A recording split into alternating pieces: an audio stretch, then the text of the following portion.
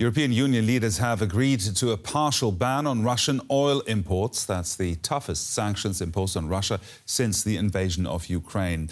The deal is the result of difficult negotiations among member states that ended in concessions to some EU countries, which are heavily dependent on Russian oil. Oil pumped from Russian fields is no longer welcome in most parts of the EU. EU leaders in Brussels reached an unexpected breakthrough on the sixth sanctions package just around midnight. Council should now be able to finalize a ban on almost 90% of all Russian oil imports by the end of the year. The embargo, a move that had been proposed by the Commission weeks ago, and the Ukrainian president had urged leaders to finally make. Europe must show strength. Because only Russia perceives power as an argument. It is time. It is time for you to be not separate, not fragments, but one whole. However, member states are still not entirely united on the issue. The EU plans to cut Russian oil transported by sea only, a concession made in order to get Hungary on board. Hungarian Prime Minister Viktor Orbán has formed close ties with Russia in the past, making the country heavily dependent on Russian energy. Hungary will be able to continue to receive oil by pipeline for now. The sanctions package also excludes Russia's largest bank from the SWIFT system, bans 3 more Russian state-owned broadcasters, and sanctions individuals responsible for war crimes. Some leaders, like the Latvian Prime Minister, have called to go even further now. But opinions differ. From my perspective, we temporarily have reached our limits, definitely regarding sanctions that have to do with energy. Despite Hungary not playing along, the latest round of sanctions are believed to be some of the most damaging measures taken by the EU so far. DW Brussels Bureau Chief Alexandra von Namen joins me now. Alexandra, bring this into perspective for us. How much of a success is this ban? Well, the last 3 weeks were very embarrassing for the European Union, when all this back and forth, negotiating, arguing, and we started to see first cracks in the EU unity. So now to see that the European leaders were able to get their act together, that they were able to push through with this oil embargo is a huge success when we take into account that banning all petroleum products and oil shipments would amount to 2/3 of all Russian oil imports to the European Union. That is something. And we also have to consider that 2 member states, Poland and Germany, have already announced that they are going to quit all Russian imports by the end of this year, regardless of how they are being transported to the European or to those countries. And that would amount to 90% of all Russian oil imports. So this is something.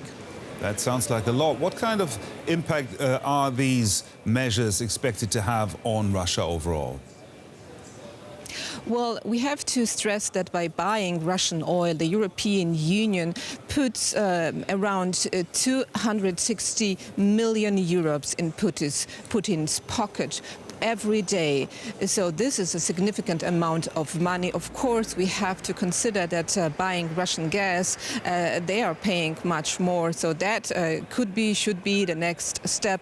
But we have to say that that would be very difficult to achieve an agreement here in the European Union.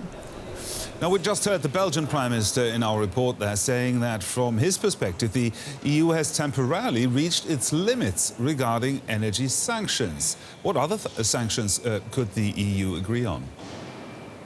Well, I think that first of all, we should have a look at the sixth sanctions package that was in principle approved by the EU leaders here in Brussels. And that includes sanctions against the largest Russian bank, Sberbank. That is important. They are going to blacklist military officials held responsible for the atrocities in Bucha and other towns in Ukraine.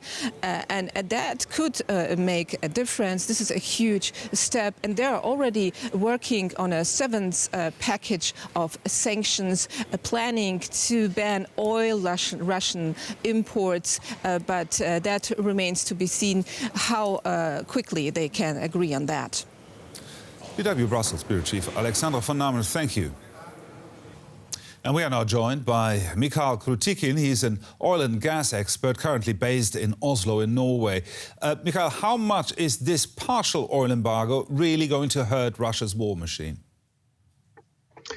Well, I think it is not just the war machine, but the Russian budget, the revenues of the Russian budget are going to suffer.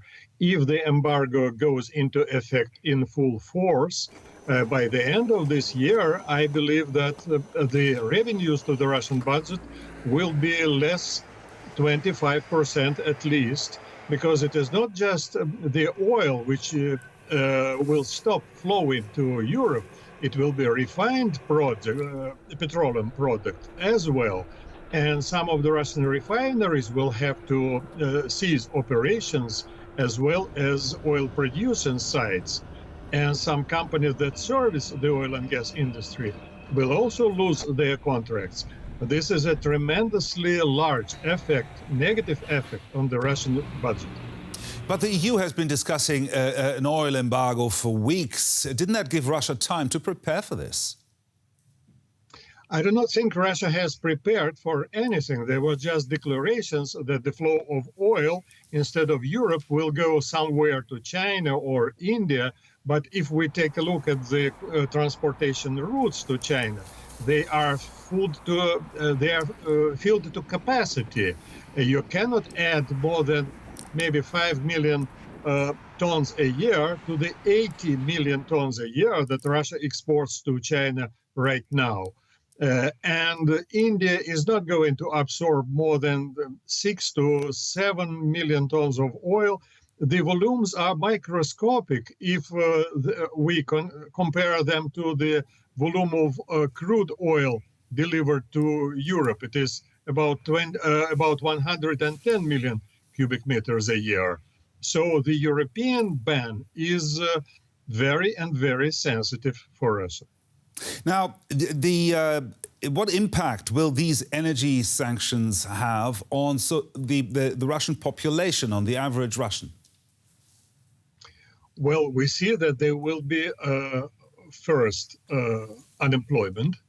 I receive reports from the oil and gas producing areas in the north part of Western Siberia, and some of the settlements around producing sites are being depopulated. People are just go from their workplaces to somewhere warmer climates in the central Russia, and unemployment is going to be very strong. Oil and gas expert Michal Krutikin in Oslo for us. Thank you very much.